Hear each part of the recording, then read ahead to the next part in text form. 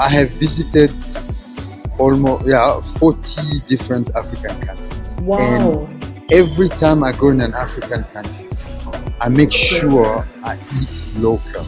I feel like young people should also take the initiative to like start looking at agriculture as a business and instead of like this thing that cousins do. And if they view it as that, they can start changing their own, narrative of how they grow their crops. Tech is the same. The most billionaires comes from the beauty industry. So to tell you the importance of this industry. But if you're a president in South Africa, the suit that you're wearing, the phone that you should be using, your presence has to speak about your country in a sense. You know what I mean?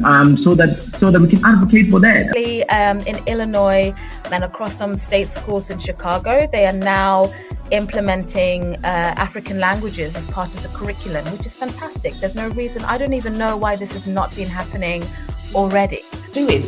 We need to start selling ourselves. We need to make sure that there's great investment that is put into the creative industry.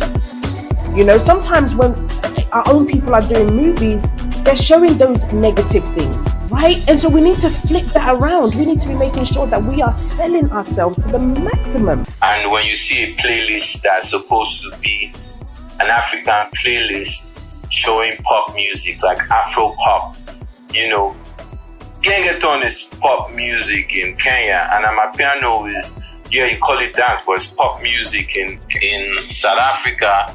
You should be able to see the playlist that's a true representation of what popular music across Africa sounds like. African population, the last count was 1.3 billion, I think, right? There are numbers here.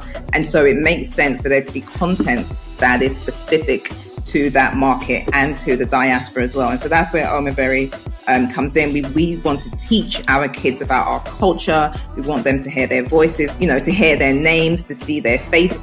You go to a club in Lagos and you have a track by Sauti Sol from Kenya, where people actually know the lyrics, and maybe an Rwandan star, emerging and being played in Morocco and vice versa. That is also another mandate of ours. It's not just about taking our music global, it's growing within our African continent too. Here's the script, read it. If you respond to it, you can meet them. So I read the script, I cried, and I was like, yo, get me in the room. And I walked into that room, Lee. I had nothing to lose, I had everything to gain, and I just spoke to them from the heart.